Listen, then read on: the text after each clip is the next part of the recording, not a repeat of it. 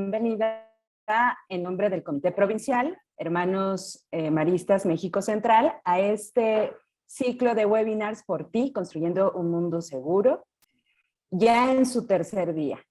Hoy con el tema abordaje integral de la violencia sexual con perspectiva de género en ámbitos educativos. Por lo que nos acompañan 4 personas expertas en estas temáticas, a quienes también les doy la bienvenida en este momento. Doctora Magali Barreto, buenos días, bienvenida. Maestra María Rosario Alfaro, bienvenida, muy buenos días. Buenos días. Padre José Luis Castillo, buenos días, bienvenido. Muchas gracias, buenos días. Y la maestra, gracias. Y la maestra Olivia Guerrero, buenos días. Buenos días, muchas gracias por la invitación. Explicaré la dinámica que seguiremos en este conversatorio. Cada persona experta contará con 15 minutos para realizar una exposición. Les avisaré cuando les resten 2 minutos para concluir. Y al término de las ponencias, daremos 15 minutos para atender preguntas del público que nos acompaña. Por favor, vayan preparando sus inquietudes para después compartirlas en el chat y hacerlas llegar a nuestras personas invitadas el día de hoy. Finalmente, cada ponente contará con algunos minutos para realizar algunos comentarios finales. Así que, pues, dicho lo anterior, sin más, procederemos escuchando a nuestra primera invitada, que es la doctora Magali Barreto Ávila, quien es psicóloga, antropóloga social, docente, investigadora y experta en violencia de género, políticas públicas de igualdad y movimientos feministas. Adelante, por favor, doctora Magali. Pues muchas gracias por la invitación a Mónica y Elena. Es un placer estar aquí con ustedes. Les voy a pasar una presentación. Y bueno, les decía, yo he hecho una investigación en el tema de violencia de género en el contexto de las universidades, ¿no? Sobre todo universidades públicas, como la UNAM. Ya hay línea de investigación amplia sobre estos temas y creo que ha sido bueno porque se han construido políticas públicas, se han institucionalizado la perspectiva de género y lo que es muy importante, se ha visto que esto no es un problema, es un problema general, ¿no? En diversas universidades del mundo, en diferentes estados de la República, o sea, es algo como de alguna manera universal, no es que se apropió de una institución específica. Entonces eso es un problema que por eso se volvió un tema, toda una línea de investigación. Y bueno, quisiera como igual saltarme a hablar, ¿no? Como que es muy importante conocer las legislaciones internacionales, ¿no? Y en México, cuando hablan de violencia de género, se incluye el término de violencia sexual y a veces se usa como sinónimo de violencia hacia las mujeres, ¿no? Y niñas. Pero en realidad el término de violencia de género es más amplio, incluye también a los niños, incluye a las personas por orientación sexual o cualquier forma de violencia, por el simple hecho de ser mujer o de orientación sexual. Pero buena parte del componente de la violencia de género, pues de alguna manera es sexual, es lo que más se presenta en la vida cotidiana y afecta a la comunidad y pues puede ser como la violación, el abuso y el acoso sexual, la intimidación en el trabajo, en instituciones educacionales, ¿no?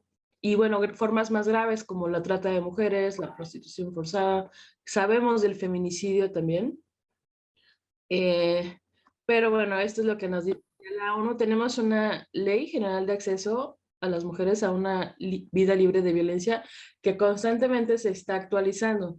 Ahora con la pandemia, por ejemplo, ustedes saben que hay una ley Olimpia, donde también, digamos, se legisla sobre la violencia digital o el acoso sexual o en red, que puede haber en redes, que es muy común en jóvenes, ¿no? Son formas que ya se están tipificando. Entonces, pero voy a hablar más bien voy a hablar sobre el acoso y hostigamiento sexual. Hay como definiciones, digamos, sociológicas del comportamiento humano, y hay otras que tienen que ver con el componente legal, ¿no? Entonces, bueno, en muchos lados el hostigamiento y acoso sexual se considera lo mismo, o se usa a veces como lo mismo. Incluso a veces creo que el acoso, todo lo que es acoso, muchas conductas de violencia sexual y delitos se nombran como acoso, ¿no? O sea, no hay como un conocimiento, a veces las personas así lo nombran. En el ámbito laboral tiene que ver mucho con solicitar favores, ¿no? Sexuales, pues a cambio de un trabajo hacia las mujeres, ¿no? Conservar un trabajo, por ejemplo. En los primeros estudios que abrieron esto fue en Estados Unidos, en las universidades norteamericanas, donde se vio que era un comportamiento de alguna manera normalizado, y que lo veían como una resistencia, ¿no?, de estas instituciones a la incorporación de las mujeres a la vida universitaria. ¿Cuál es el problema? ¿Por qué se reproduce? Ya dijimos, ¿no?, que la violencia sexual entraría como una forma de violencia de género, ¿sí? Eso voy a hablarlo ahora como sinónimo, pero bueno, nos referimos a esto, ¿no? Prácticas de secrecía y censura que se vieron en estas universidades, ceguera de género, no quererlo ver, ¿no? El derecho a la inocencia o el derecho al no saber también. Y bueno, en la UNAM hay cifras de que pues casi la mitad de las alumnas, pues han sido, han sufrido algún tipo de acoso dentro de la UNAM, ¿no? Y ha habido y bueno, tenemos una encuesta que es la Endire, que también pues arroja datos, ¿no?, de cómo se presenta este tipo de violencia, y bueno, y cuál es la forma, ¿no? Entonces, la violencia sexual, que es lo que ocuparía el día de hoy, pues se presenta, lo han vivido las mujeres, pues digamos, de 10, lo han vivido 4 mujeres, ¿no? Lo que nos da esta cifra. ¿En dónde lo han vivido?, ¿no? Entonces, en los últimos 12 meses, pues sí, se vive en el ámbito escolar, ¿no? Son cifras, ¿no? Ahora, hablando de los tipos de violencia, bueno, la violencia sexual, aquí también nos diría cuánto, dice, porcentaje de mujeres de 15 años y más que han experimentado violencia en la escuela por tipo de violencia, ¿no?, según referencia. Otra cuestión aquí es que a veces se dice que solo las mujeres la viven, pero también la viven los hombres, ¿no? Esto es importante. Ahora, si nos vamos a porcentajes, sí hay diferencias, la viven más las mujeres, pero también los hombres la viven, ¿no? Eso es importante. ¿Quiénes son los agresores?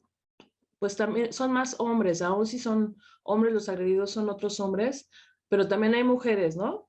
Una mínima porcentaje, pero también hay, o sea, también no hay que generalizar, digamos. Los principales agresores son los compañeros, ¿no? En la escuela, ¿no? Por ejemplo, aquí nos dicen los compañeros, o sea, los pares, los maestros también. Y bueno, aquí no es, lugares donde ocurre la violencia escolar, pues en la escuela, pero sabemos ahora que con el bullying, pues también puede ser en la cuestión de las redes digitales, ¿no? Y bueno, ahora, a mí lo que me gustaría como hablar un poquito, estoy adelantando por el tiempo, y agradeceré cuando me digan que ya termina. ¿Cuál es el problema de este tipo que ya vimos que en todos los espacios, no solo en el escolar, también en la familia, en los espacios laborales, pues se tiende a silenciar, ¿no? Y esto hace que se pueda seguir reproduciendo, ¿no? Pero también no hay un acceso a la justicia en nuestro país, ¿no? En ese sentido. Y, digamos, los órganos encargados de impartir justicia regularmente ejercen la segunda victimización, que como saben ustedes, y sé que pues están muy familiarizados con el tema de derechos humanos, pues hay una gran crisis de justicia en nuestro país y este tema pues no es uno más que tiene ese problema, ¿no? Hay gran impunidad y realmente pues aunque se denuncian de todos los casos que hay de denuncias, pues solo 3% van a parar a una denuncia formal. Eh, digamos, ¿no? De los 600,000 delitos sexuales, 94% no se denuncian, ¿no? De las personas que sufren una violación y abuso sexual, el 80% son mujeres, o sea, ahí vemos la diferencia también, la viven los hombres, pero veamos la diferencia, ¿no? Y de estas denuncias, ¿no? Digamos, penales, ¿no? De cada 1,000 denuncias penales que se reciben, los procuradores de justicia solo consignan ante un juez a 10 agresores, lo que equivale al 1% del total de casos, ¿no? Entonces, pues esto tenemos una preocupación porque no hay ningún tipo de, o sea, veamos la proporción con la población, pues no hay justicia. Y quiero hablar un poquito del daño, ¿no? Para las mujeres también, pues entran las trabajadoras, pero también en el ámbito escolar pues hay un daño subjetivo, suele haber culpabilización de las afectadas, estigma, desestimación de su testimonio, un castigo social por hablar, eh, y en la arena institucional y de derecho no acceso a la justicia, y lo que llamo revictimización, que es segunda victimización, quiere decir que no se cumplen una serie de cosas como el debido proceso, etc, etc. Por eso muchas instituciones para garantizar esto han creado protocolos de atención a la violencia de género y violencia sexual, pero que pues desde que tratan de remendar algunas conductas como victimizar, como no atender, como no un debido proceso. 2 minutos, doctora, perdón, Quinta. No, está bien. Aquí yo, basándome en un autor que se llama Axel Honneth y Stanley Cohen sobre las esferas de reconocimiento, quiero mostrar qué pasa cuando no, porque desde la psicología y desde diversos puntos, cómo se puede tratar, y desde el derecho y desde lo social, cómo podríamos evitar que siga reproduciéndose, pues sería rompiendo el silencio, ¿no? No negándolo, aceptando y hacer una reparación, ¿no? Esto es desde a nivel personal, porque si no hablamos, pues puede haber un estrés postraumático. A nivel institucional, igual si no se atiende, si no hay, pues también es como una forma de negación de esto. Y también en las personas que están alrededor, familiares, amigas, amigos, creerles, ¿no? ¿Por qué? Porque no cree, y yo creo que muchas de las víctimas han recurrido a la denuncia pública como una manera de romper el silencio, porque no hay otra manera después de agotar todas las vidas.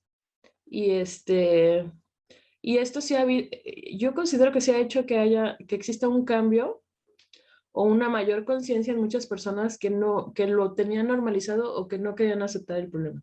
Y ya con esto finalizo. Muchas gracias.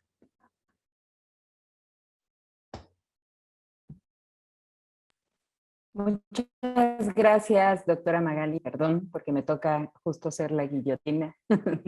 Una disculpa. Ahora continuaremos con la maestra María Rosario Alfaro Martínez, quien es psicoterapeuta, docente, consultora, especialista en prevención del maltrato y el abuso sexual infantil. Por favor, adelante, maestra María Rosario.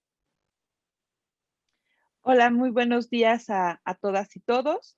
Me da mucho gusto estar aquí con ustedes en este tema que de verdad a todos nos une y nos interesa porque es un tema de vital importancia. Me voy a permitir poner una presentación que nos pueda acompañar durante este tiempo, que sé que son 15 minutos. Pondré también mi timer para que no me vaya yo a pasar. aunque tenemos a Rosalba que nos está guiando muy bien con los tiempos. Bueno, yo trabajo en una asociación que se llama Guardianes. Guardianes se dedica a prevenir la violencia sexual infantil.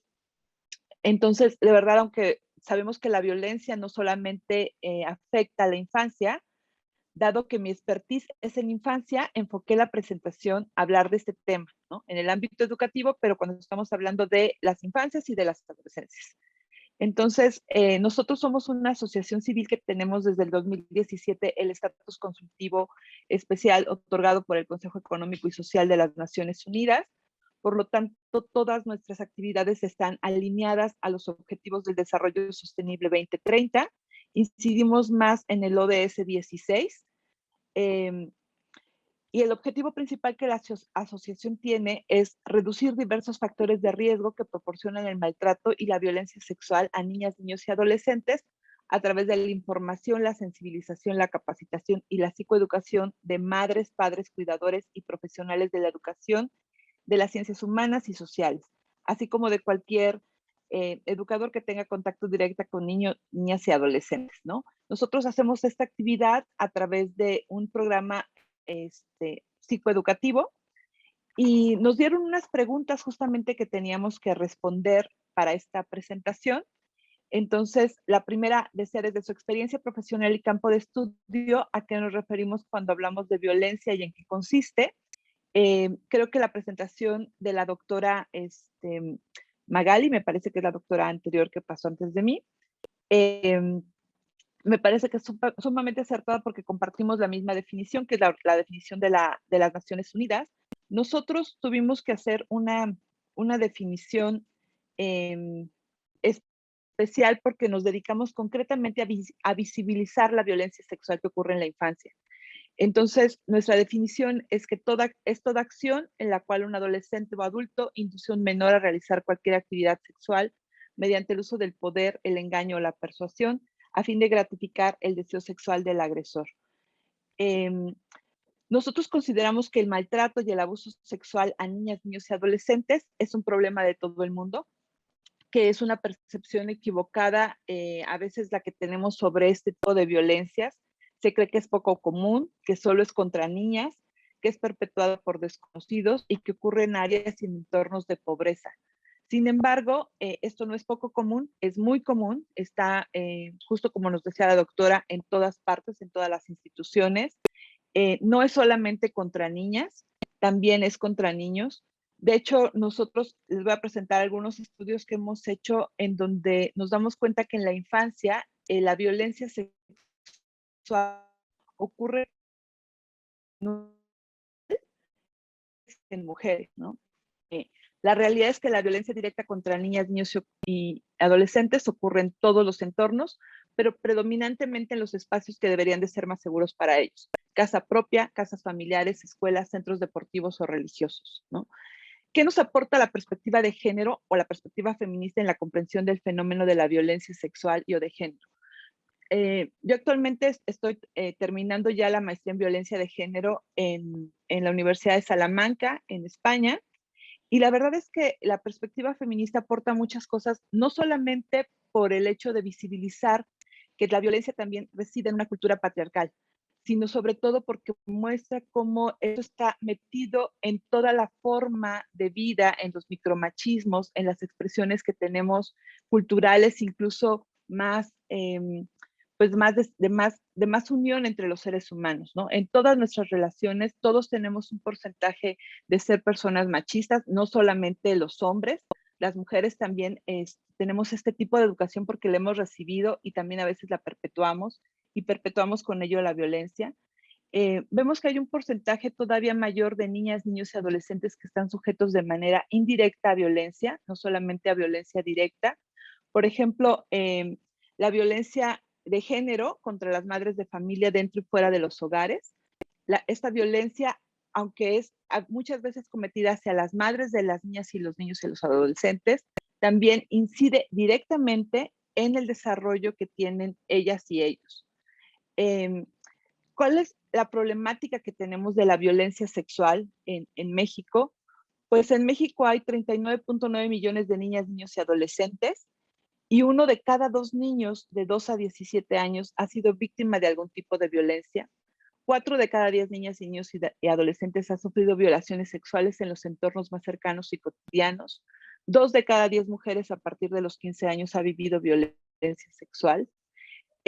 Como muy bien escuchábamos hace rato también, la violencia generalmente la cometen los hombres.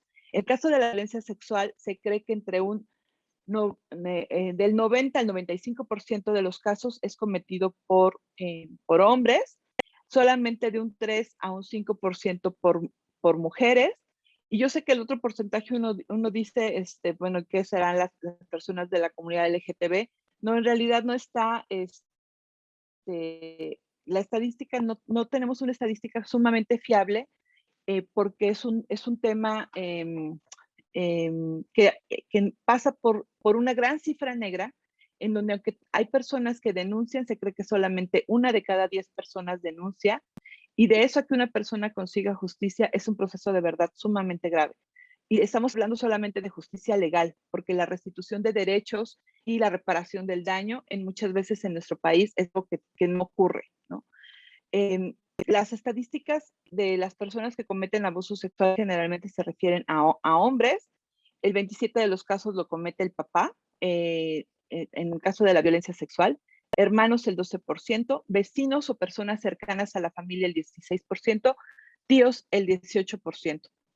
Algunos datos que tenemos en México es que entre el 60 y el 80% de los casos ocurre al interior de la familia, pero también hay un porcentaje muy alto en espacios educativos. La mayoría de los estudios dice que se abusa más de niñas que de niños. Por ejemplo, entre las víctimas de abuso sexual infantil, el 77% son niñas y el 23% son niños. Este es un dato del Senado de la República. Pero yo quisiera compartirles que nosotros en el 2014 hicimos un estudio en 8 ciudades de la República Mexicana con 5,456 niñas y niños de 47 escuelas primarias, y encontramos que 14,4% del total de los niños que les hicimos reportaron que había tocado sus padres escondidas, de los cuales el 60,65% eran niños y el 39,35% eran niñas. Este dato, la verdad es que a mí me pareció que habíamos hecho algo mal en nuestra investigación, pero lo que descubrimos es una cosa muy interesante, porque estuvimos trabajando con esta población alrededor de unos 7 años. Lo que nos dimos cuenta es que los niños en una etapa de su vida cuentan que han vivido violencia sexual, pero conforme va pasando el tiempo dejan de hablar del tema. En una ocasión en un congreso a donde asistió una persona, Marta Santos, que fue durante mucho tiempo la encargada de infancia de la ONU, tuve la oportunidad de hablar con ella porque ella justamente tenía una teoría muy parecida, que niñas y niños en algunas etapas de su vida, tal vez en las etapas en la vida adulta, ciertamente los abusos los reciben más las mujeres, pero en una primera infancia o en la infancia, las niñas y los niños sufren abusos casi a la par. Pero lo que pasa también es que para los hombres es mucho más difícil hablar de este tema. Esto tal vez explicaría que las mujeres podemos hablar del tema, podemos de alguna manera volvernos resilientes con esta problemática, pero los hombres, al no hablar del tema, explicaría mucho el fenómeno de por qué ellos son en general los que son más agresores.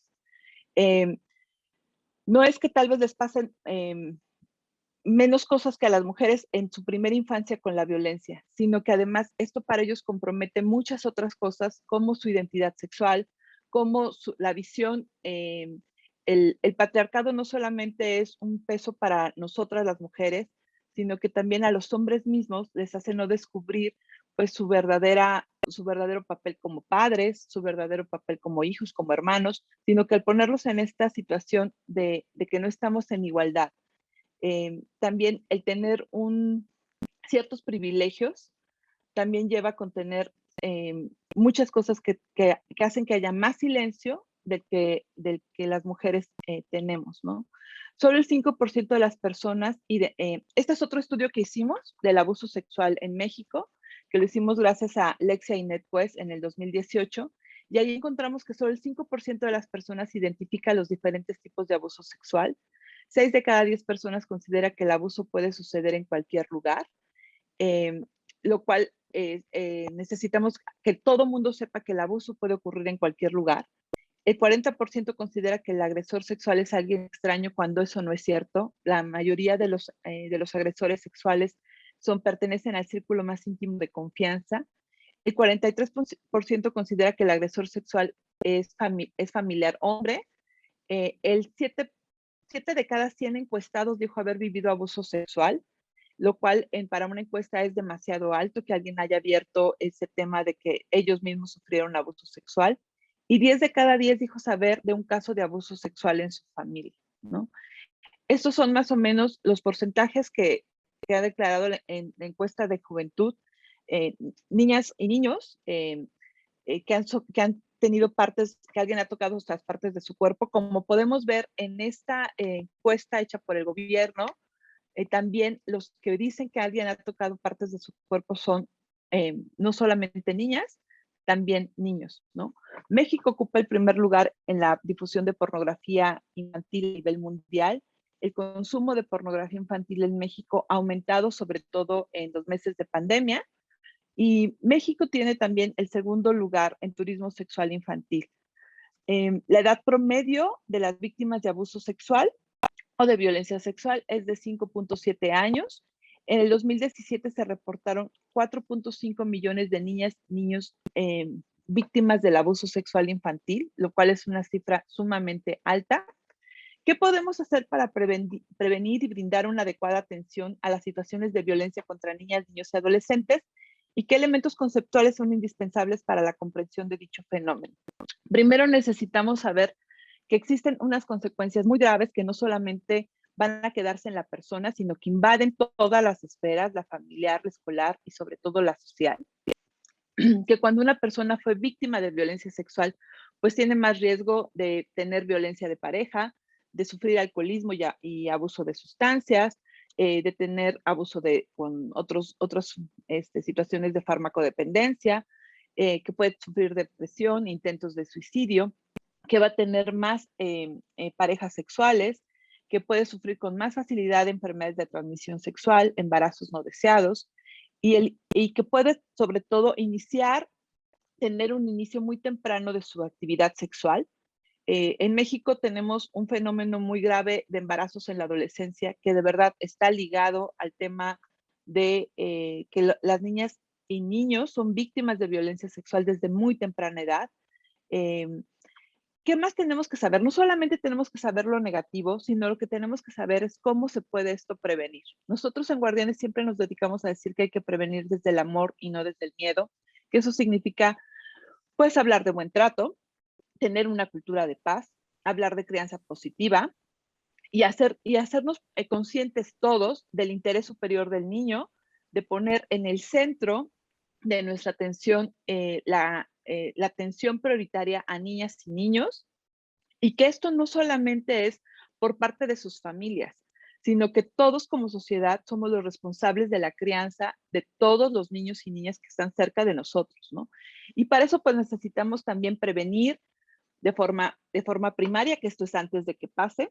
La prevención secundaria significa que todos debemos estar capacitados para detectar la violencia lo más pronto posible y para no caer en la victimización secundaria, sino para dar primeros auxilios emocionales y formas de intervención que ayuden a que niñas, niños y adolescentes no vean este fenómeno como una cosa muy grave que los haga guardar silencio, sino que se atreven a hablar y descubran la resiliencia que tienen y la fortaleza que tienen.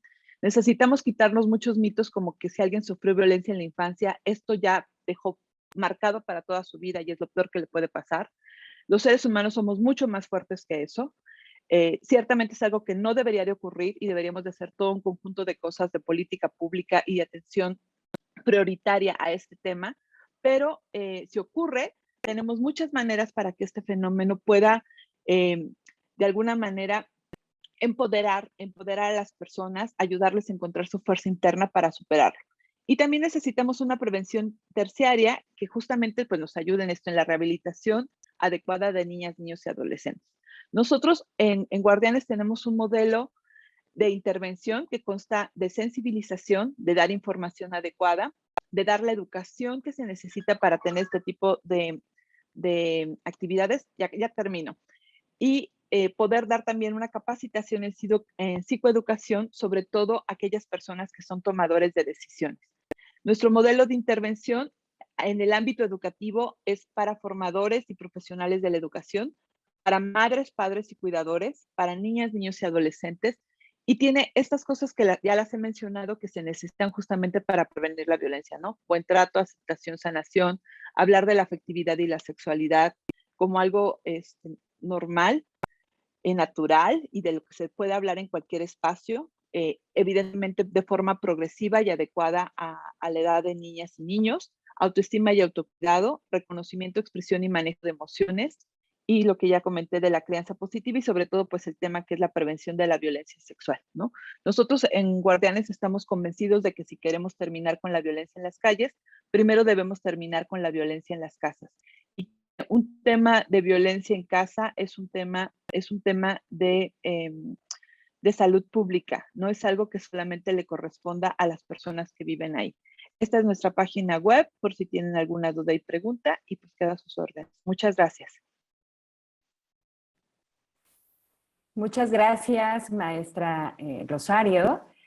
Personalmente encuentro muy interesante este estudio que realizaron y sobre todo me parece que evidencia cómo la categoría, la perspectiva de género como categoría analítica permite hacer análisis de estos datos que les ha arrojado este estudio y que con ello también evidencia cómo los roles, estereotipos inciden directamente en la posibilidad de ser víctima y después convertirse tal vez en la persona que ejerce la violencia, ¿no? Entonces, por otra parte es muy necesario porque justo a partir de ello es que se pueden ir creando mecanismos de prevención y atención, pues al conociendo e identificando cómo se constituye una problemática tan terrible y tan dolorosa como es la violencia sexual infantil. Muchas gracias, maestra. Muchas gracias. Ahora continuamos con...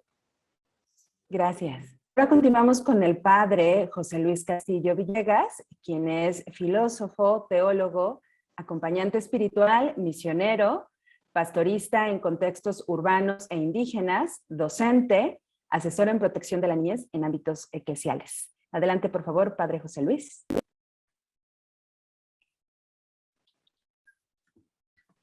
Muy buenos días a todos. Agradezco mucho la invitación a Mónica Llerena y a la complicidad de Rosalba, ¿verdad? Porque esta invitación nos ha llegado haciendo una tarea precisamente atendiendo víctimas de violencia en el Paraguay. Y yo me decía, bueno, eso de experto, más bien es práctica lo que yo tengo.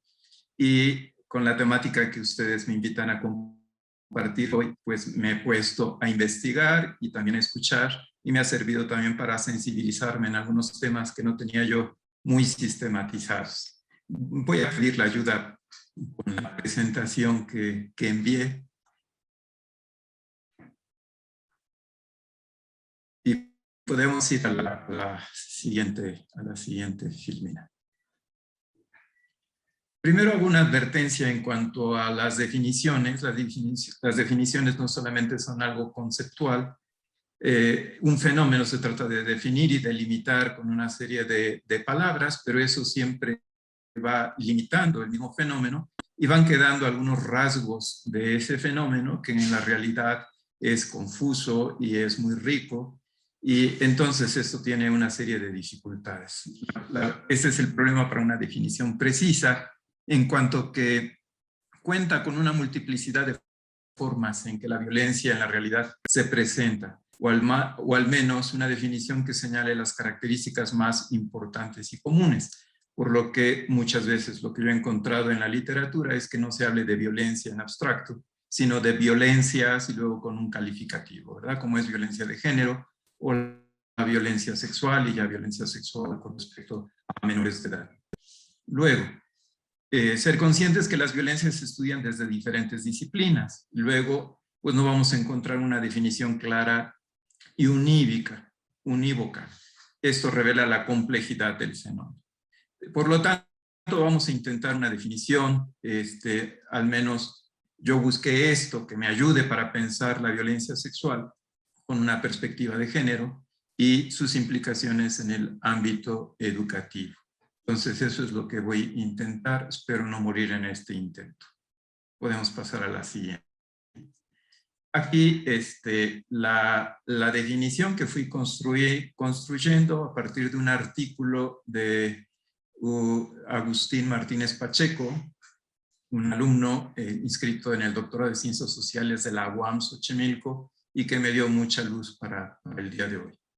Y de los elementos que él va aportando, pues me quedo con esta definición.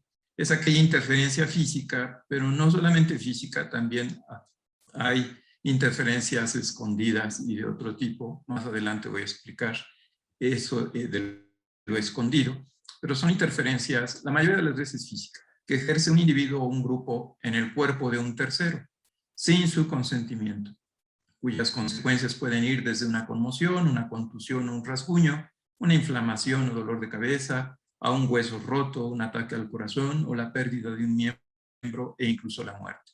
Acotando que es siempre esto un acto relacional, es un tipo de relación social en el que su víctima, aun cuando sea involuntario, no recibe el trato de un sujeto. Su subjetividad está anulada o disminuida. Esa alteridad no se reconoce ni se respeta, sino se trata al otro como un simple objeto potencialmente merecedor de castigo físico o incluso de destrucción. Vamos de esta definición a unas acotaciones. Hay hechos que no solamente son violentos, pero no necesariamente implica el uso de una fuerza física, como pueden ser las coerciones morales, que pueden ser personales, grupales o culturales. Están también las relaciones de poder, que en sí mismas estructuran y naturalizan relaciones de violencia. Y están las coerciones psicológicas y hasta los chantajes. Es muy importante tomar en cuenta como vehículos de violencia, pues además hay también otros que un filósofo llamado Bourdieu llama violencia simbólica, que se define como la aceptación o la internalización por parte del dominado de los esquemas de pensamiento y valoración del dominante, haciendo precisamente invisible la relación de dominación. Estos rasgos van a aparecer especialmente en los hechos de violencia sexual contra niñas, niños y adolescentes. Me fui por esta definición a partir del sujeto, teniendo en cuenta que el sujeto tiene la capacidad, la persona, de actuar de forma creativa, de constituirse su propia existencia y de reconocer a otros que también son sujetos y de estar en relación con los demás. Así, en el caso de la violencia, entonces no es más que la incapacidad que tiene un sujeto de convertirse en actor, pues esa subjetividad es negada o disminuida. Es la incapacidad de convertirse en actor que marca la violencia. Puede ser también el impulso que lleva a algunos a manifestarla, como el caso de los estudiantes que sufren bullying por otros estudiantes, que en algún momento se empiezan a tornar violentos contra toda la comunidad. Así, se puede definir la violencia como una forma de relación social caracterizada por la negación del otro. Paso a una serie de consideraciones. Al considerar la violencia como una relación social, se destaca el papel participativo que pueden tener distintos sujetos de una relación, tanto la víctima, los espectadores como los agresores. Esto es muy importante porque no es solamente agresor-víctima la relación que se da en una relación de violencia, pues hay un tercero que son los espectadores y que a veces están ahí en el acto violento como simples observadores pasivos. Es parte de la problemática. Tomar conciencia de esto puede llevar a diseñar estrategias de prevención. Está, por otro lado, también los mecanismos de poder. Estos son parte fundamental de todas las relaciones. Están en las relaciones familiares, las relaciones laborales y en las relaciones sexuales, nos recuerda Michel de Foucault. De ahí que en el fondo las violencias sexuales o de género sean también una expresión de abuso de poder.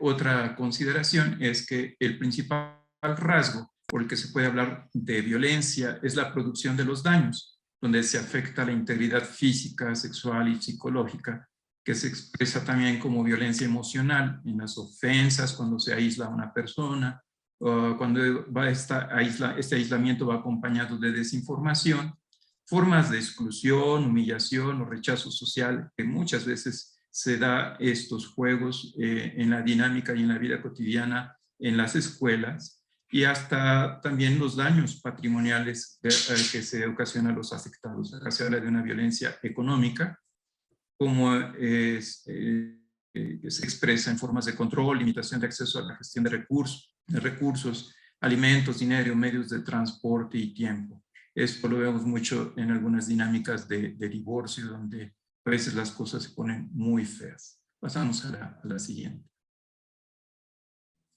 Una consideración más. Una definición restringida de violencia tiene sus limitaciones por olvidar lo relevante del contexto donde se suscitan estas violencias. Así la idea de violencia escolar, por ejemplo, de Dubet, en la que existe un tipo de violencia antiescolar. Sin embargo, esta violencia emana y es generada muchas veces por la propia escuela, cuando tiene dinámicas de estigmatizar, de jerarquizar a los alumnos o de relegar a ciertos alumnos que no son competitivos en diferentes áreas, quienes terminan dañando a la propia escuela o atacando a los profesores y a las autoridades, como vemos muchas veces ataques violentos de niños que llevan armas o disparan a sus compañeros y a sus maestros en los medios de comunicación. Pero un análisis así tan restringido puede resultar tan irrelevante porque en una definición restringida el único hecho relevante es la violencia que comete el alumno y muchas veces no se considera esa violencia que puede estar generada por la propia institución en su manera de estructurarse. Paso ahora a los conceptos de violencia sexual, violencia de género. Lo sexual, por ahí en un artículo que encontré y me daba un poco de luz, se refiere a factores físicos y biológicos, cromosomas, órganos sexuales, gametos, hormonas. Pero inclusive este concepto de lo sexual puede quedar limitado, ya que creo que es importante también considerar la integralidad de la persona. No olvidar que no es solamente este factor físico, ciertamente es muy importante la corporalidad, pero está también la psique y su dimensión de trascendencia en una persona.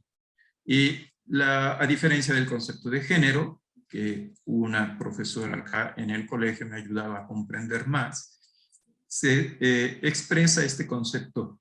Este concepto expresa más bien las dimensiones cultural, histórico y social. Así, género designa más bien una categoría social impuesta sobre cuerpos sexuados, según eso. Es un conjunto de creencias, de expectativas, de roles sociales, de posiciones, tendencias, actitudes, gustos, que están socialmente asociados con uno u otro sexo, o mejor, con el parecer como pertenecientes a uno u otro sexo. Entonces, de ahí la violencia motivada por cuestiones de género. Por violencia de género yo entiendo aquella violencia motivada por o dirigida a imponer el cumplimiento de expectativas, el respeto por las características. Deben de tener los niños o las niñas una serie de actitudes, de roles, cumplir con un cierto de estereotipos del género al que pertenecen según la mentalidad, la cultura o inclusive principios religiosos. Así, la violencia contra aquellos que no se ajustan al género que pertenecen a su sexo. Al hablar de violencia de género, se ha de considerar que la fuerza utilizada no será solamente física, sino que también están presentes en esta violencia elementos psicológicos, morales o de poder, que junto con el agente agresor hay que considerar también una cultura patriarcal en su expresión del machismo y a veces de las actitudes de sumisión en lo femenino, ¿verdad? Pasamos a la siguiente. Por violencia sexual, esta es la definición que tenemos nosotros, los misioneros oblatos de María Inmaculada, en nuestra política de protección a menores. Lo entendemos como el acto o los actos de naturaleza sexual o erotizada impuestos por una persona adulta, o también puede ser un adolescente sobre un menor de edad, o persona en situación de vulnerabilidad para obtener una gratificación y que siempre causará, aclaramos, esto es siempre un crimen y legalmente es un delito. Son actos impuestos con o sin una coacción explícita o implícita, por cualquier medio. La mayor parte de las veces se realiza sin requerir amenazas ni violencia. Muchas veces no se utiliza la fuerza, sino otras formas como la sorpresa, la seducción, el engaño, el chantaje o la manipulación. Estas actividades van en detrimento de la salud física y mental de los menores de edad, de su educación, de su desarrollo espiritual, moral y socioemocional.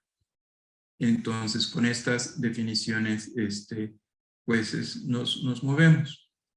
Así, un último cierre, vemos que por más precisas que puedan ser las definiciones, por sí solas no bastan para delimitar la violencia o las violencias. Pero tal vez no sea este el cometido de las definiciones, sino que lo más importante de ellas es que nos proponen bases mentales para conducir nuestra consideración sobre la violencia y a partir de ellas elaborar estrategias para prevenir, para detectarlas y para atenderlas en nuestros ámbitos escolares. Al menos este ejercicio me ha ayudado a mí a tomar esta conciencia. Pasamos al qué me aporta a mí la perspectiva de género. O la perspectiva 2 minutos, padre, por favor. Sí, menciono. Lo primero que me aporta es que genera en mí una nueva sensibilidad y me ayuda a visualizar estas violencias para tomar medidas.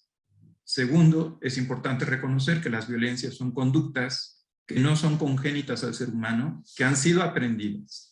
Es en el aprendizaje social de la violencia donde se considera la adquisición de comportamientos violentos. Y hay un aprendizaje directo de estas violencias, como el niño que está mirando que golpean a su mamá o que es tratada con malas palabras o que es humillada. Pero puede ser esto también de una manera indirecta, por medio de las series, los juegos, y de otras maneras, los cómics. Ahí los niños pueden estar también aprendiendo y ampliando un repertorio en el individuo de estas actitudes violentas. Me voy rápido para ver hasta dónde llegamos con los 2 minutos. Me ayuda también a visibilizar violencias de género que antes a mí me parecían normalizadas, que no ni siquiera las había reflexionado, que no son cuestionadas y por lo tanto lo que no es puesto en nuestra reflexión y no es puesto ahí en lo público para pensarlo y dialogarlo, pues entonces eso no es transformado. Entonces a mí me parece que eso es importante. Y de lo del feminismo, pues yo no sé si esto es un movimiento o es un estilo de vida, que me parece que al inicio surge como buscando una equidad de género, que no es lo mismo de igualdad, y personalmente a mí me surgen muchas preguntas al respecto. ¿Es que el feminismo es algo propio de las mujeres o hay alguna posibilidad de participación de los valores en ello? Hay un espacio para los varones de aportar a la reflexión y también a un cierto activismo. Al menos yo no tengo todavía buenas respuestas para ello, pero creo que estoy en la línea de estar abierto a escuchar, comprender, involucrarme. Me parece que el papel de la escuela será esto, de apertura, de diálogo y de problematizar. ¿Cuál es el papel de la educación y de las instituciones educativas en todo este asunto? Pues abrir sus espacios, ponerlos sobre la mesa, el discutir, el hacer este tipo de congresos, me parece que es muy importante y hay mucha tarea por hacer. Gracias. Muchas gracias, padre José Luis. Me parece que es importante resaltar cómo hay una preocupación por diferentes disciplinas de tratar de explicarnos el fenómeno de la violencia. Pero también a partir de las charlas, no nada más de el padre José Luis, tanto como de la maestra Rosario, de la doctora Magali, también se hace evidente cómo los espacios que en apariencia deberían ser los espacios seguros, en muchas ocasiones justo son los espacios de mayor riesgo para la infancia y sobre todo para los temas relacionados con la violencia sexual y por ende pues creo que es importante tomar acciones y justo por eso es que estamos por acá el día de hoy en esta serie de conversatorios. Muchísimas gracias, padre. Vamos a finalizar con la participación de la maestra Olivia Guerrero Figueroa. Aunque, perdón, previo a ello, quiero decirles que por favor vayan preparando ya sus preguntas, vayan agregándolas en el chat para que una vez que termine la intervención de la maestra Olivia, podamos hacerla llegar a este panel de personas expertas y puedan ayudarnos con las inquietudes que tenga el público que nos está escuchando el día de hoy. Continúo diciendo que la maestra Olivia es psicóloga, terapeuta sexual y sexóloga, además de psicoterapeuta corporal. Muchísimas gracias, maestra Olivia, y por favor, adelante. Muchas gracias. Voy a compartir también una presentación para guiarme.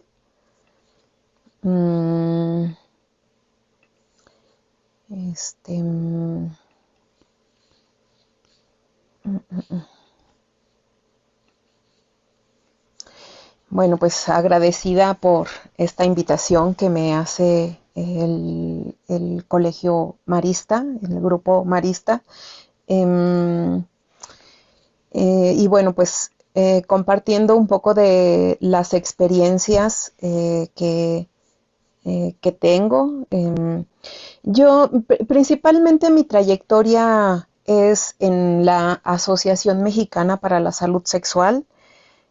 Pues ahí he hecho tanto la formación como terapeuta sexual y de manera significativa el tema de violencia sexual, pues me ha llamado la atención el abordaje, particularmente con niños, niñas y adolescentes en el ámbito terapéutico.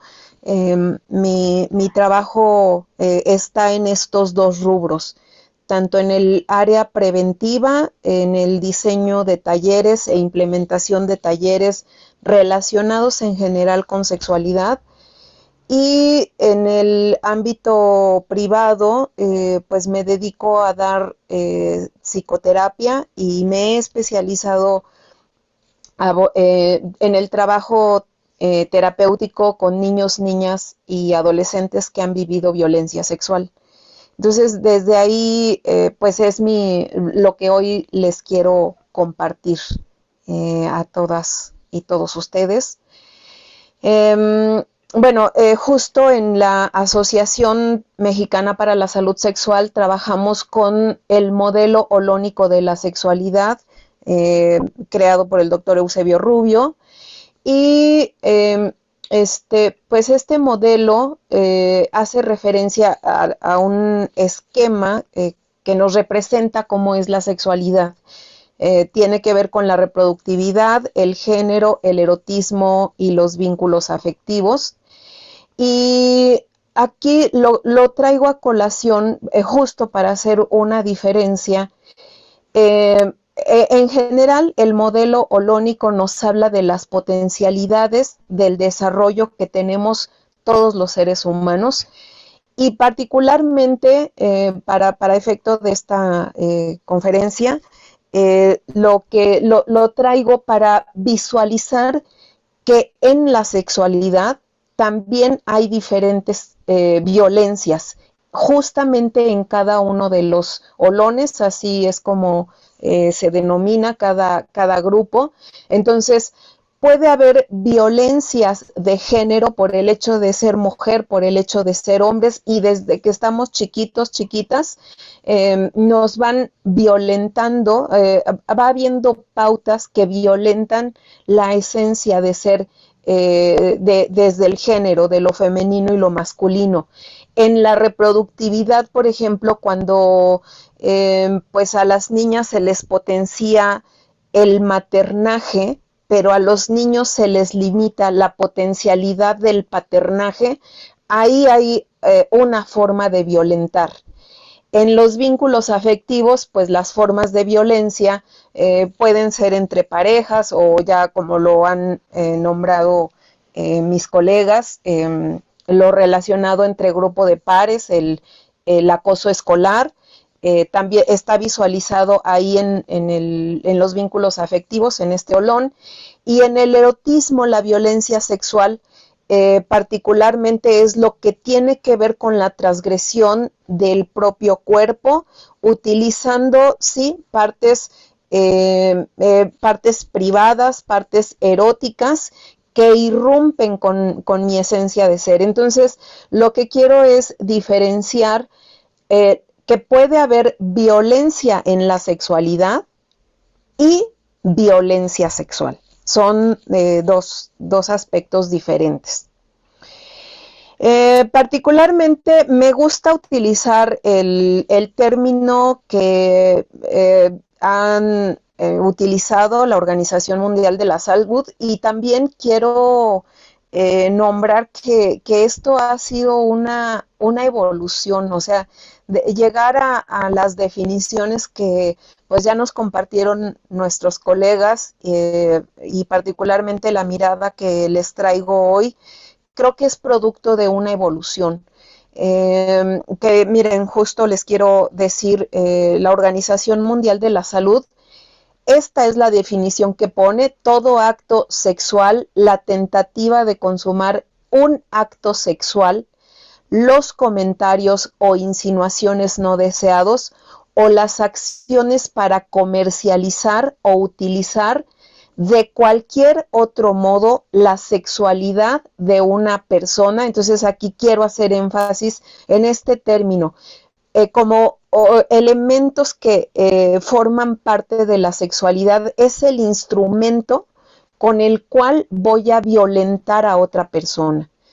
De otro modo, la sexualidad de una persona mediante la coacción, esta es otra palabra clave en la violencia sexual, por otra persona, independientemente de la relación de esta con la víctima en cualquier ámbito, incluidos el hogar y el lugar de trabajo. Entonces, esta definición pues abarca muchos aspectos,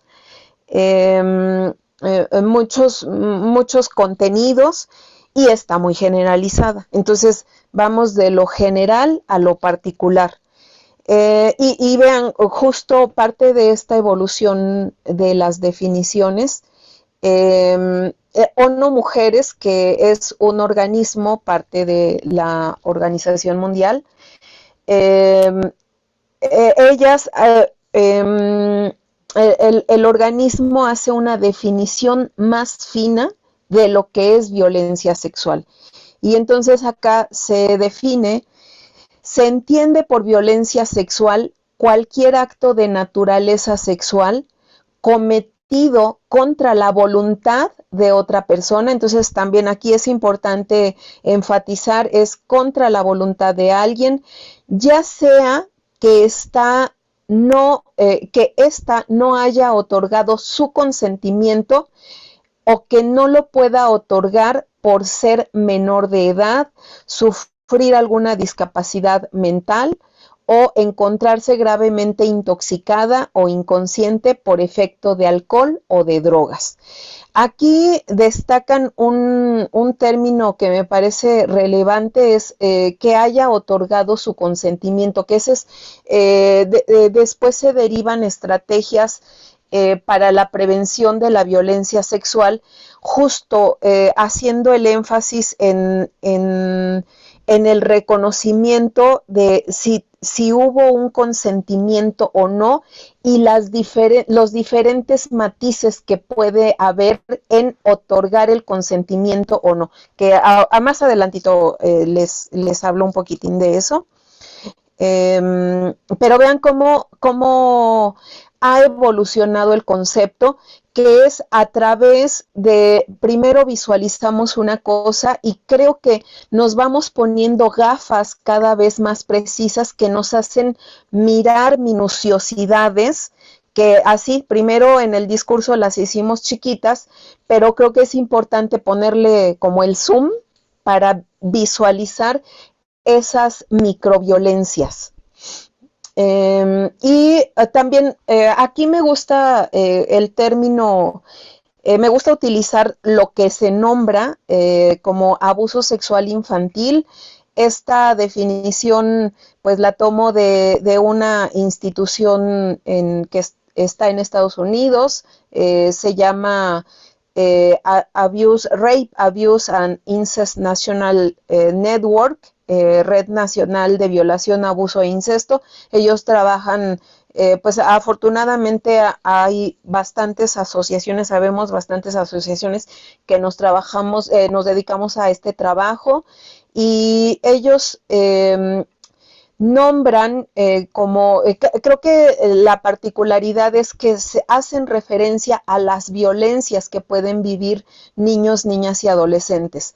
Es un tipo de abuso infantil que incluye actividades sexuales con algún menor, niño o niña. El niño o niña no puede consentir de ninguna manera la participación en actividades sexuales. Este tipo de abuso no necesariamente implica contacto físico entre el agresor o el niño y algunas formas de abuso infantil. Y pues aquí también es importante nombrar que sí visibiliza que hay formas de abuso que implican el contacto físico, corporal, tocó una parte de mi cuerpo, me hizo tocar, pero también hay formas de violencia en donde no hay contacto físico, y sí es una manera en que se transgrede la psique de las y los niños y niñas. Aquí algunas conductas que hacen, quizá desde otro marco teórico pudiéramos diferenciar en si fue violación o si fue tocamiento, pero aquí lo engloban como parte del abuso sexual infantil. Son estas formas: exhibicionismo, mostrarse desnudo ante un niño o niña, manoseos o caricias, penetración, masturbación ante un menor o forzar que un menor se masturbe, comunicaciones obscenas como llamadas telefónicas, mensajes de texto o interacción virtual, producir, poseer o compartir imágenes o películas pornográficas en las que participen los niños, relaciones sexuales de cualquier tipo con un menor, inclusive vía vaginal, oral o anal, trata de menores con intenciones sexuales, cualquier otra conducta que es dañina para el bienestar mental o emocional, físico de un niño o de una niña. Entonces son diferentes formas, y también observen cómo la conceptualización ha tenido que evolucionar con estos temas virtuales, que en el antes pues no teníamos eso. Aquí algunos criterios importantísimos a considerar en el abuso sexual, que es la ausencia del consentimiento. Aquí particularmente desde la perspectiva de género, las mujeres, es muy, muy notorio como algunas mujeres que asisten a una fiesta y entonces bajo los influjos del alcohol pueden acceder a una relación, a un encuentro, ya en un estado inconsciente, y entonces entran bastante en el conflicto, porque es el culparse por haber estado en una situación, pero no recuerdan haber dicho, sí, yo quería esto. Y se suscitan algunas condiciones desde los machismos aprendidos, en donde el abuso se presenta justo porque ella estaba en esta situación de vulnerabilidad.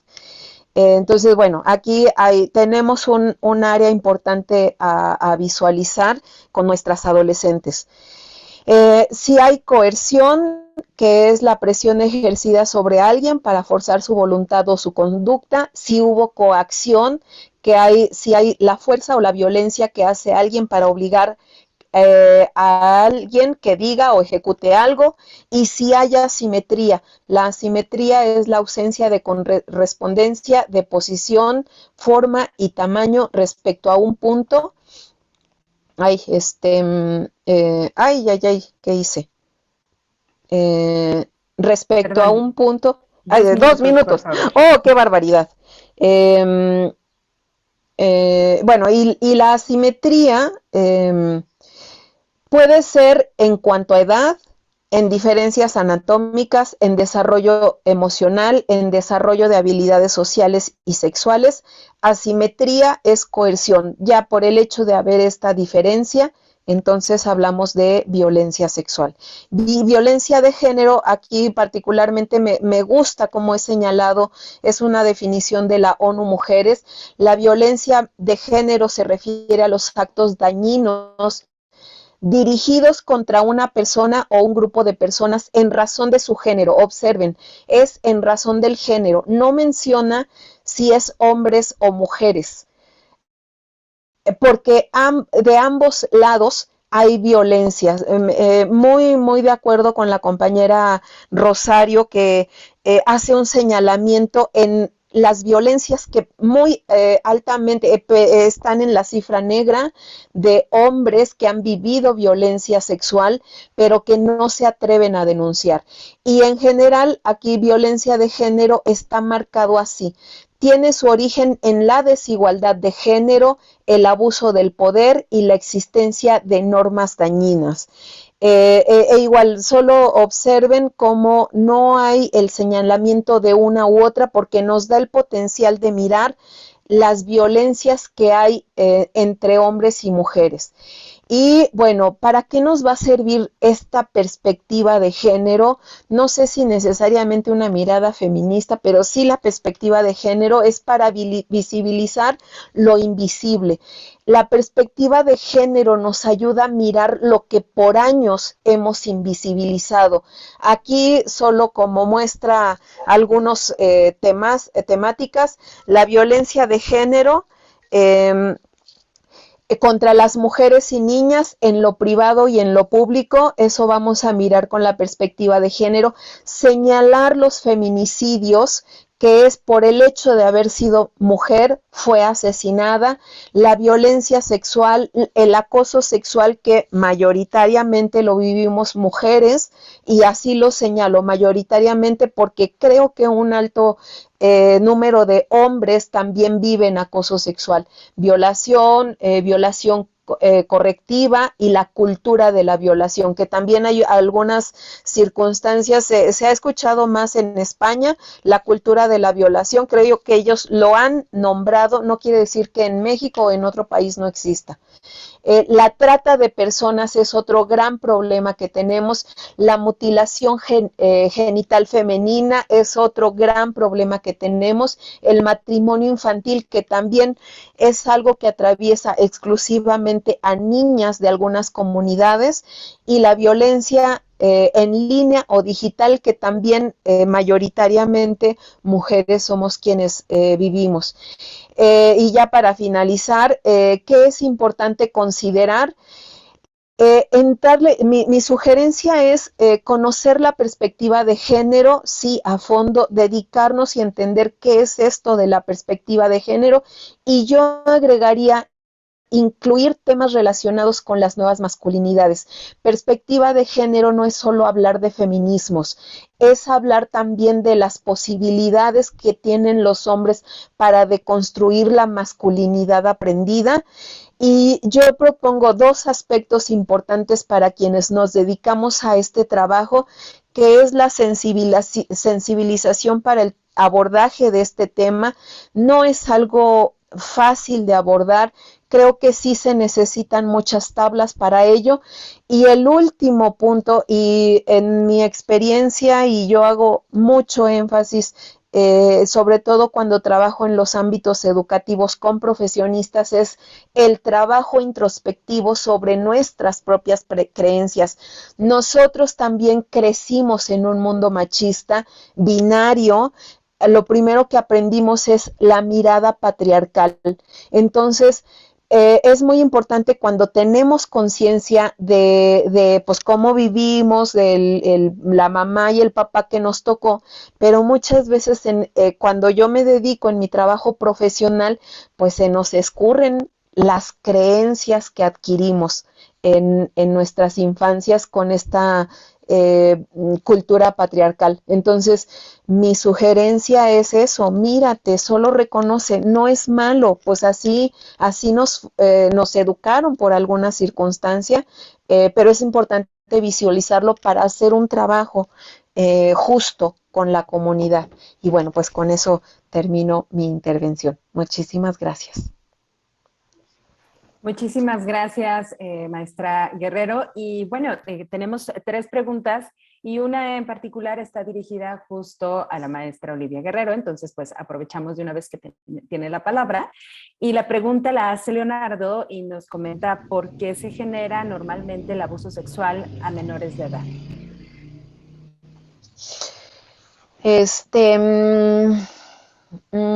Mira, yo creo que tiene que ver con mirar las vulnerabilidades, yo creo que de manera significativa influye algo que se llama adultocentrismo. Es una forma en que nos han educado culturalmente a hombres y mujeres, y desde el adultocentrismo, el adulto tiene la razón y el adulto es el que manda y ordena, y entonces el niño es el que tiene que obedecer. Yo miraría ese punto y que es una construcción cultural. Y otro elemento, muy, muy significativamente, niños que tienen una buena autoestima, una fuerte autoestima, son niños con menor potencial de vivir una condición de abuso sexual. Y otro punto importante es el desconocimiento de lo que es el abuso sexual. Afortunadamente, en la experiencia terapéutica, muchas mamás y muchos papás sí les hablan de lo que es el abuso sexual, y una frase común es decirles: no vayas a dejar que nadie te toque, no vayas a dejar que alguien toque tu cuerpecito. Pero si ustedes observan en esa frase, pues es muy abierta, decir que nadie te toque, chin, pues ya me tocó la cabeza, ya me tocó mi hombro. Queda muy ambiguo. Entonces, yo sí creo la necesidad de puntualizar, de hacer más fina una definición del abuso sexual, y que los niños y niñas comprendan qué es esto del abuso sexual, qué implica, qué es eso de tocar, que nadie toque tus partes, qué parte, tus partes íntimas, que nadie toque qué. Entonces, sí ser más preciso en las herramientas que damos como mamás y como papás. Entonces, regresando a la pregunta, ¿por qué sucede mayoritariamente en niños, en infancias? Creo que hay yo miro estos 3 aspectos significativos que les hacen vulnerable a niños y niñas, y bueno, sucede, ¿no? También creo que en la concepción de lo que es el abuso sexual, de las violencias sexuales, cuando nos dicen que la violencia sexual es, alguien vivió violencia sexual, y entonces lo que nos imaginamos es una historia terrorífica de una mujer que iba vestida de tal manera en un lugar oscuro, solitario, y que fue violada brutalmente en un lugar con condiciones paupérrimas. Entonces, ese es un estigma que tenemos, y los actos de violencia sexual no necesariamente suceden, y ni estadísticamente suceden mayoritariamente en esos ámbitos, es de diferentes formas. Bueno, espero haber respondido a tu pregunta. Muchas gracias, maestra Guerrero. Esta pregunta no es específica para alguna de las personas expertas, entonces invitaría a que quien guste contestarla. Es, ¿cómo saber que un compañero de trabajo sufre violencia? No sé quién quisiera contestarla. Bueno, yo quisiera sugerir algo breve, quizá. Está el violentómetro, que es un instrumento creado por el Instituto Politécnico Nacional. Si ustedes googlean el violentómetro. Es un instrumento que pues se le dio mucha fuerza para la violencia, para la prevención de la violencia a las mujeres, pero yo creo que es un instrumento que no tiene género, y si es compañero o compañera, pues a lo mejor sugerirle, mira, aquí está este instrumento, revisa si tú estás viviendo alguna condición relacionada con esto. Creo, es mi sugerencia. Gracias, maestra Guerrero. ¿Alguien más de las personas expertas que quisieran compartir su punto de vista? Pues sí, o sea, realmente creo que es muy importante para darnos cuenta como la disposición de escucha, o sea, estar abierta a eso. Obviamente no se puede adivinar, o sea, pero sí es muy importante trabajar en la identificación de la violencia. Sí hay, por ejemplo, algunos indicadores, ¿no? De daños, cambios en el comportamiento, depresión, ansiedad, porque pues finalmente esta es una característica de todo tipo de violencia que genera un daño. Entonces sí hay un cambio, por ejemplo, en los niños, en las infancias, que también a veces ya no se pueden expresar como un adulto, también hay cierto comportamiento, ¿no? Un adulto pues lo podría decir más, pero como tenemos en esta cultura de la violencia sexual y de la violación formas de silencio y de negación, no solo en la arena social e institucional, sino personal y subjetiva, ¿no? Por eso siempre primer paso es romper el silencio. Entonces, si somos docentes, autoridades, amigas, amigos, maestros, abiertos a la escucha, si tienen confianza, pueden llegar a podemos estar más pendientes de mirar esto y preguntar, podremos preguntar también, ¿no? Si vemos algo que hay un cambio repentino de comportamiento, porque creo que también el trabajar en climas cálidos, pues es muy importante, ¿no? Y creo que esa tarea, digamos, de confianza, de hermandad es importante en lo laboral y en lo educativo. Entonces, creo que cuando uno empieza a trabajar en eso, como que las antenitas empiezan a afilarse, ¿no? Y también debo decirlo, como las otras colegas que trabajan el tema, a veces empieza uno a trabajar estos temas y ya después no te puede salir porque como que la gente también detecta eso y se abre, ¿no? A los problemas. No sé cómo opinen. Eso sería todo.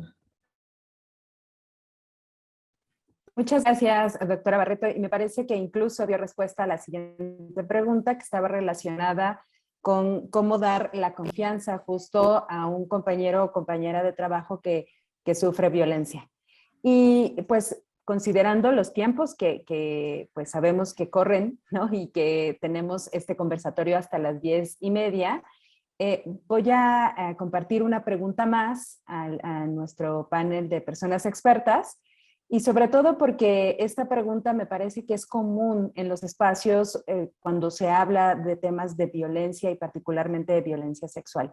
Si bien hay preguntas más, estas me permitiré compartirlas directamente a la persona experta a quien están dirigidas, pero creo que es de suma importancia en razón a que es común en los espacios de violencia sexual. Esta es, ¿hay algún tipo de patrones con los que se podría identificar a un violador o algún estudio con el que se sepa las razones o lo que pasa en la cabeza de los violadores? No sé quién quisiera compartirnos sus comentarios, por favor.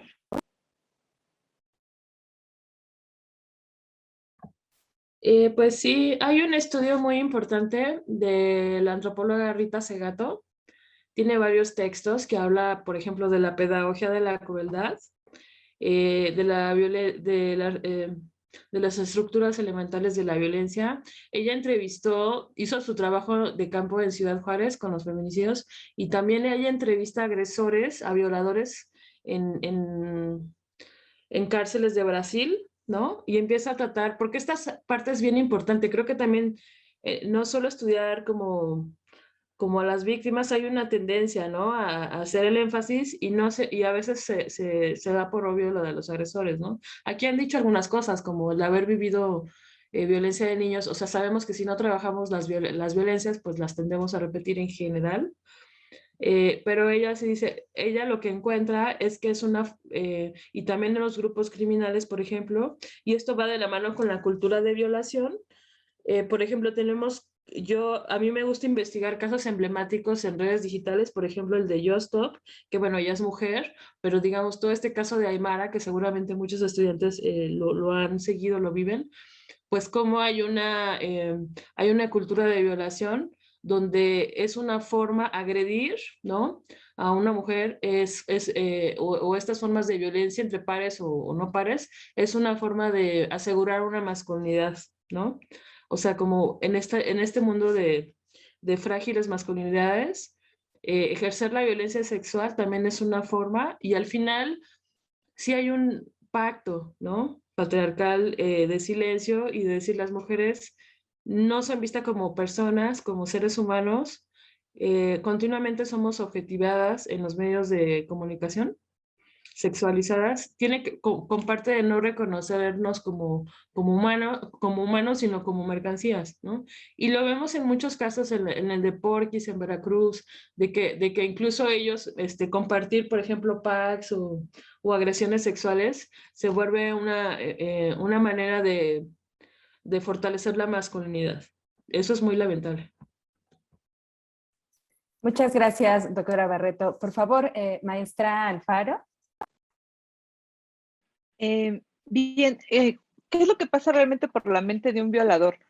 Mira, la verdad es que yo en mi experiencia trabajando con personas que han sufrido violencia sexual en la infancia y trabajando también con algunas personas que han mostrado este tipo de delito, nosotros tenemos en Guardianes una alianza con una asociación civil chilena que se llama PAICABI, que me gusta mucho el trabajo que ellos están haciendo con agresores adolescentes, que en realidad ya no les vamos a llamar agresores, sino adolescentes que cometen prácticas abusivas sexuales.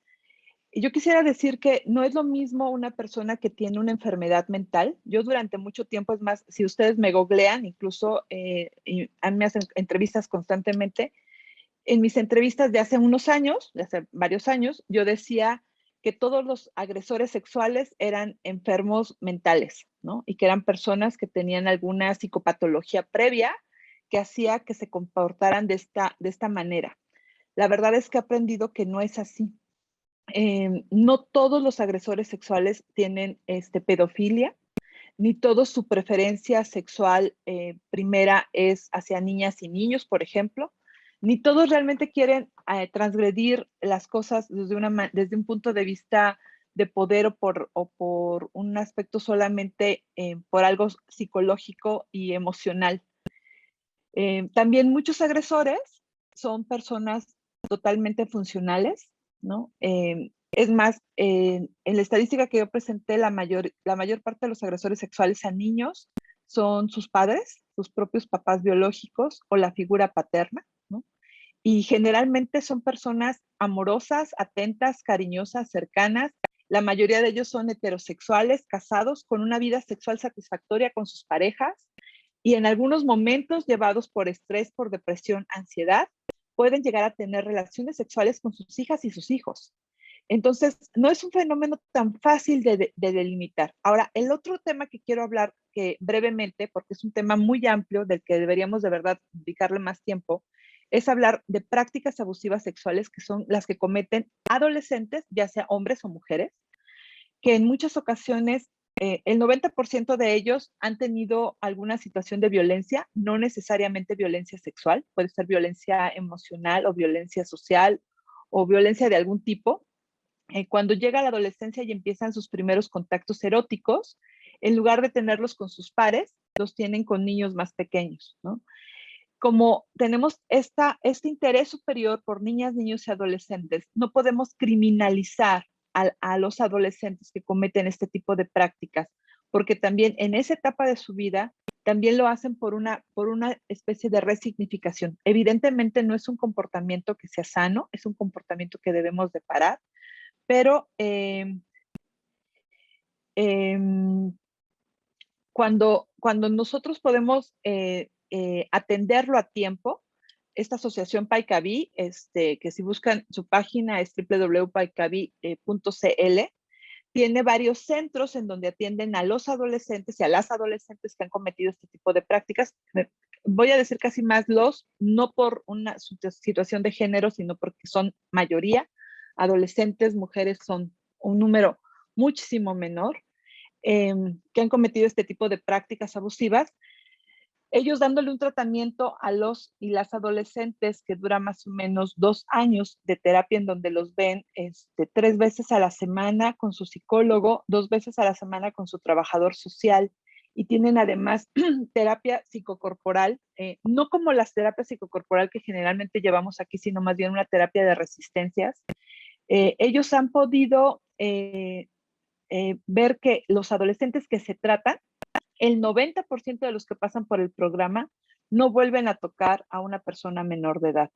Entonces, creo que nos hace falta conocer mucho el tema, no criminalizar de primera mano, no mandar a la cárcel a todo el mundo. Con los adolescentes me estoy refiriendo, no con los adultos. Los adultos sabemos que esta es una situación delictiva que necesita justicia y que necesita una atención legal. Pero con los adolescentes, tal vez también la forma en la que nosotros abordamos el fenómeno y criminalizamos a la gente puede generar que en lugar de que esta situación se trate y se corrija a tiempo, generamos una situación de más violencia, ¿no? Cuando los adolescentes cometen este tipo de prácticas desde muy pequeños y siguen ejerciendo este tipo de violencias, en muchas ocasiones, pues sí pueden desarrollar incluso una psicopatología más grave y sabemos que un pedófilo, una persona que tiene esta preferencia exclusiva hacia niñas y niños, o un efebofílico que tiene la preferencia hacia adolescentes, podría abusar de una cantidad enorme de niñas y niños, y más si esto está en un ambiente educativo, ¿no? En un espacio educativo, si es un profesor, es un docente, si es una persona que tiene a su cuidado niñas y niños, pues por eso encontramos casos como el entrenador de la selección de gimnasia femenina en Estados Unidos, o casos emblemáticos que hemos visto de personas religiosas, de personas que tienen a su cargo a una gran cantidad de niñas y niños y que abusan pues, de una población mucho más grande, ¿no? Entonces, en realidad, no es lo mismo lo que pasa con alguien que abusa de niñas y niños, alguien que abusa de adolescentes, alguien que ejerce violencia a personas que tiene bajo su autoridad o su poder y que son adultas, ¿no? También ese tema también es como muy importante en muchos espacios. Nada más les preocupa a veces el abuso sexual infantil, que es mi tema, y dicen, bueno, pero ya tenía 18, ¿no? O sea, ya tenía 18 como si eso diera a las personas total dominio, consentimiento, ¿no? O sea, como nos decía Olivia, el tema del consentimiento es muy importante, ¿no? Se puede ser alguien tu novio y no necesariamente significa que le estés dando el consentimiento de tener relaciones sexuales contigo, ¿no? Aunque tú estés enamorada de él, aunque a ti te importe, aunque para ti sea una persona valiosa, no significa que tú estés dando tu consentimiento, ¿no? Todo mundo también tiene que aprender a respetar que no es no. Muchísimas gracias, maestra Alfaro. Creo que el tema del consentimiento es un tema que debe abordarse con mayor responsabilidad, sobre todo cuando hablamos de derechos sexuales y reproductivos en personas adolescentes. Es un tema que muchas veces se obvia y que, como sabemos, ha habido una identificación de que justo aunque haya una relación sentimental, afectiva, eso no implica un consentimiento tácito, ¿no? Y que justo es, aunque parecieran de las cosas más obvias o naturales, pues no necesariamente es algo que se tiene que ir reforzando y particularmente cuando hablamos de derechos sexuales y reproductivos, ¿no? Muchas Claro, gracias, y además también maestra. porque todos, Pues está... Perdón, también porque todos tenemos derecho al erotismo. Eso también es una cosa que todos tenemos que considerar. O sea, el erotismo es un derecho sexual y reproductivo también. Entonces, también en muchas ocasiones victimizamos a las personas porque decimos, el comportamiento de ella dio pie a que esto ocurriera, ¿no? cómo no quieren que las violen si se visten de esa manera, cómo no quieren que les pase si salen de esta forma, si se visten así, si se arreglan de tal manera. Todo mundo tiene derecho al erotismo y a expresarlo, pero nadie tiene derecho a violentar tu intimidad, a transgredir tus derechos. Y no porque tú seas una persona que se muestra atractiva, eso significa que los demás tienen el derecho de violentarte, ¿no? Perdón, Rosalba. Era lo único que quería comentar, ¿no? Porque si no, también se confunde el derecho al Muchas erotismo, gracias. que es algo normal, ¿no? Claro, claro. Y pues bueno, en realidad estos temas y sobre todo con pues cada uno de los expertise que cada especialista el día de hoy tiene, pues nos daría para estar toda la mañana, ¿no? Desafortunadamente el tiempo apremia. Tenemos varias preguntas que yo les decía que ruego que si esta inquietud subsiste, por favor, nos digan a quién quieren que se las dirijamos para que puedan contestar, sobre todo porque son 10:34 y después también sigue otra mesa. Entonces, pues en un minuto, perdón, porque sé que es poco tiempo, en el mismo orden que tuvieron el día de hoy de participación, pediría que por favor, nos compartan algunas palabras de cierre a cada una de las personas expertas. Por tanto, iniciaríamos con la doctora Magali Barreto, por favor. Claro, una cuestión aquí que es importante, ya lo mencionó Olivia, es esta idea en el adultocentrismo, en el caso de la violencia sexual hacia menores, pues es la idea de la dueñidad, ¿no? De que las niñas y niños le pertenecen a los padres, ¿no? Entonces, pues pueden hacerle en casos así que, en casos de estrés o de imponderables de la vida o simplemente porque sí, pues porque me pertenecen, ¿no? Lo puedo hacer. Eso era lo que yo quería mencionar, porque sí varía como el tipo de violencias y creo que pues es todo un tema de incesto, es todo un tema también en qué espacio se presenta la violencia, ¿no? Cómo actuar, pero en general creo que pues sí ha avanzado mucho, se va avanzando mucho de la mano, se puede denunciar. Creo que es muy importante y aquí lo han mencionado, para mí no solo una base es trabajar el daño emocional en psicoterapia, pero también es importante la reparación social y jurídica, ¿no? También en esos frentes. Unir todos esos frentes es como se produce, no vamos a llamar de sanación, pero algún tipo de reparación, ¿no? En los diferentes ámbitos y muchas gracias. Esto. Muchas gracias, doctora Barreto. Por favor, maestra Alfaro. Sí, yo como conclusión quisiera invitarlos a todas y todos a que podamos descubrir primero la violencia también en nosotros. O sea, en muchas ocasiones detectamos simplemente la violencia que otros nos cometen.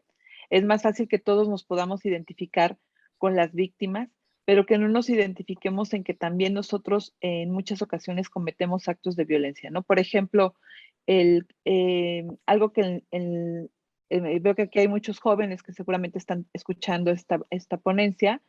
Alguien podría decir, yo no soy agresor, pero si te llega un meme, una situación en donde tú ves una imagen de sexting que le estén haciendo a tus compañeras, la transmites, ¿no? O sea, te ríes de ello, la conservas en tu celular, la pasas a otras personas. Todos tenemos partes en donde somos violentos. Todos también estamos educados, como decía me parece que fue Olivia, estamos educados en una sociedad patriarcal y todos tenemos muchas cosas, de verdad, muchas cosas de machismos y de estructuras injustas en la relación con los otros. Y creo que el primer paso es que empecemos a deconstruir ese tipo de cosas en nuestras relaciones, que empecemos a cuestionarnos el por qué nos comportamos de la manera en que lo hacemos, que no demos por obvio muchos de los comportamientos que hemos aprendido, porque tal vez no han sido los más idóneos, y que también podamos capacitarnos cada vez más en poder detectar este tipo de situaciones conflictivas y pararlas. Creo que una de las cosas más importantes es que recuperemos nuestra voz y que podamos denunciar.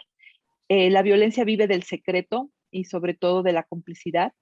Y en la medida en que podemos denunciarla, podemos ayudar a muchas cosas. Nuestro país tiene un reto muy grande porque, por ejemplo, esto que vemos de las definiciones, incluso legalmente no tenemos la misma definición de violencia, ni de abuso, ni de acoso en cada uno de los estados. Nos hace falta un código único en materia civil y penal para poder hacer justicia. También los protocolos de actuación a veces son revictimizadores en lugar de ayudar a las personas. Entonces, esto no es una cosa que solamente le toque al gobierno. Nosotros decimos en afectividad y sexualidad en Guardianes que si queremos terminar con la violencia en las calles, debemos de terminar con la violencia en las casas. Si queremos terminar con la violencia social, necesitamos deconstruir también nosotros la violencia que nosotros podemos ejercer hacia otras personas y a veces la más grave es aquella que estamos tan normalizados que no nos damos cuenta, ¿no? Que creemos que así son las cosas. Y eso es lo que nos tenemos que cuestionar. Muchas gracias. Muchas gracias, maestra Alfaro. Por favor, padre José Luis. Yo pienso en el papel y en la vocación que tienen nuestras instituciones educativas en todo este campo. Y me parece que se tiene que abordar estas temáticas desde lo académico también, poner estas temáticas y discutirlas pues en esos consejos académicos que se tienen, en aquellas preparaciones de equipos de prevención, pero también eso tiene que bajar a padres de familia y tiene que bajar con nuestros alumnos, tomar conciencia de las dinámicas, del daño que genera, el generar en nuestras aulas unos foros de reflexión, de discusión, de investigación, hacer pensar, hacer críticos a nuestros alumnos, a nuestras alumnas, para proponer alternativas, acompañar procesos de cambios de mentalidad. Eso me parece muy importante y son procesos muy lentos, pero me parece que la escuela no puede renunciar a esa tarea que le corresponde. Abrirse a una diversidad de opiniones con todas estas cuestiones de género y también tomar unas posturas, al tomar nuestras posturas que tengamos verdaderos argumentos informados, no solamente desde nuestras creencias y nuestros prejuicios, hacernos conscientes de esos prejuicios y nuestras creencias. Ahí también como iglesia tenemos que hacer una reelaboración y relecturas, yo pienso hasta del Génesis, ¿verdad? De que Dios creó hombre y mujer y luego vino el pecado y a Eva se le cargan todas las culpas. Me parece que hay que hacer serias exégesis y nuevas interpretaciones, nuevos discursos pastorales que toman en cuenta lo que va aportando la investigación y sensibilizarnos en este campo. Educar en la tolerancia, educar en la compasión y en el diálogo, eso es algo irrenunciable en nuestros colegios. Yo veo que muchas de estas temáticas como que les tenemos miedo. Y a ratos estas cosas inclusive han bajado a nuestras normas disciplinarias en los colegios que tienen que ser revisados, ¿no? Es una linda... Muchas gracias, padre José Luis. Sí. Gracias.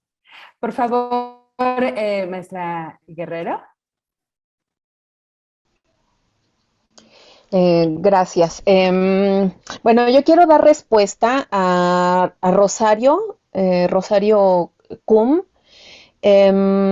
Ella pregunta qué acciones concretas pueden provocar la revictimización en el proceso de atención a víctimas de violencia sexual, esto para poder identificar en nuestro equipo unas acciones y erradicarlas. Bueno, es una maravillosa pregunta la que nos hace Rosario.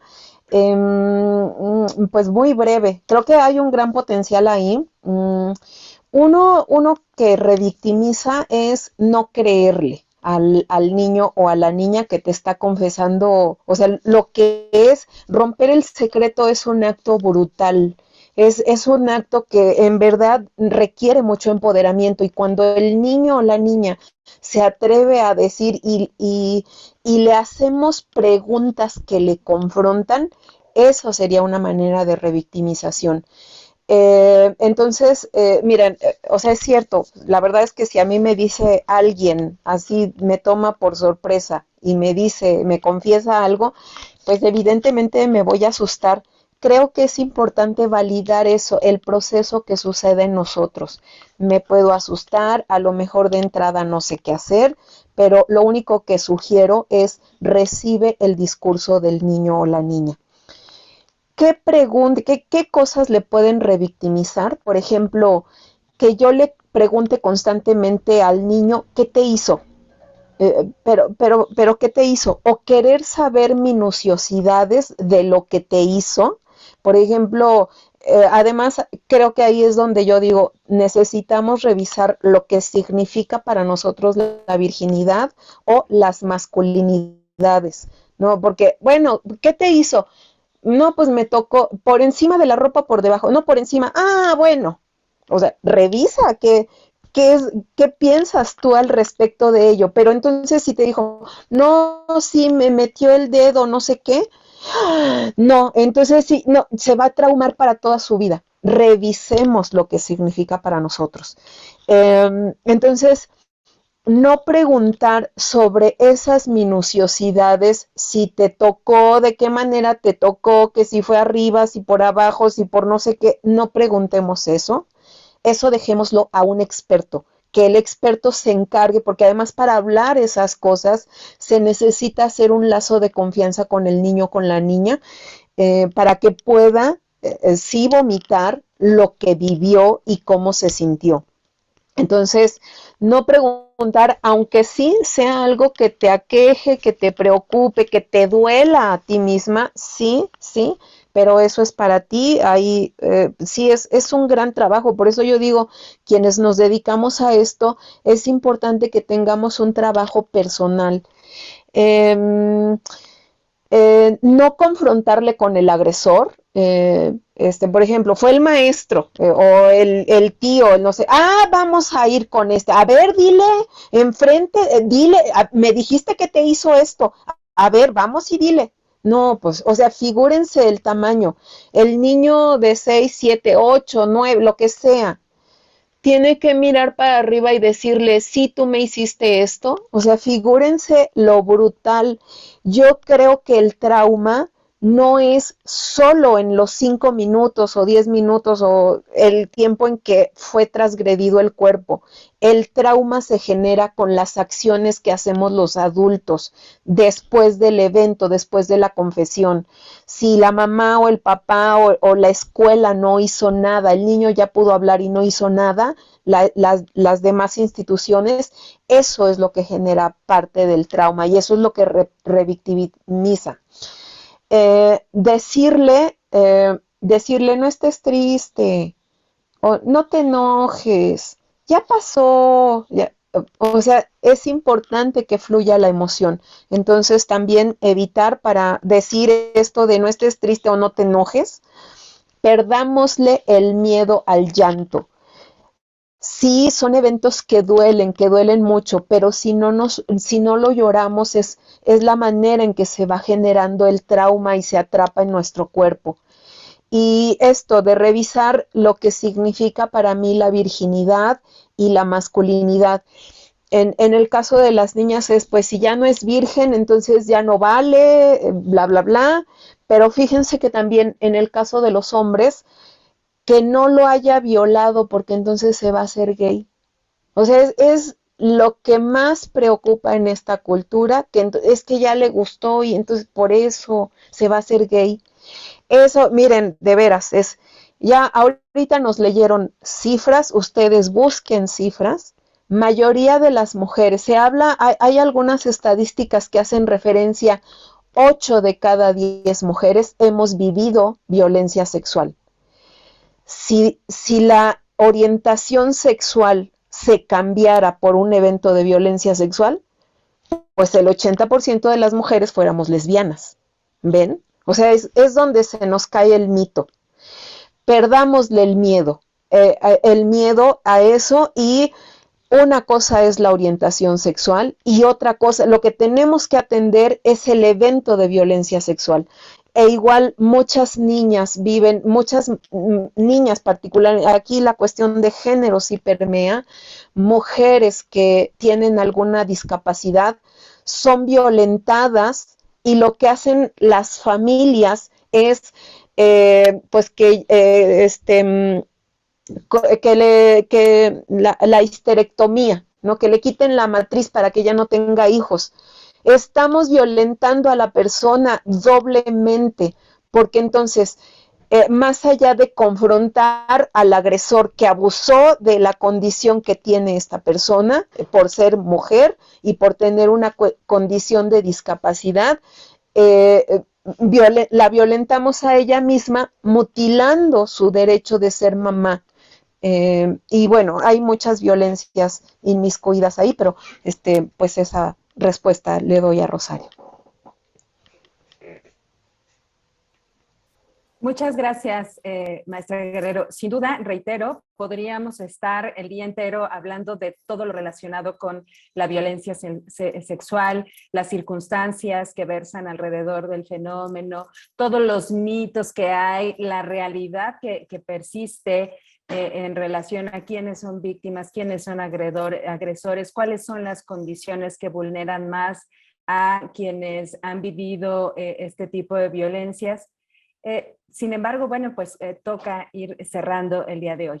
Y yo creo que algo, por lo menos a mí, que me ha impactado de manera importante es reconocer que en todo lo que tiene que ver con violencias hay que hacer ejercicios de introspección, como comentaba tanto Olivia, Rosario, Magali, José Luis, ¿no?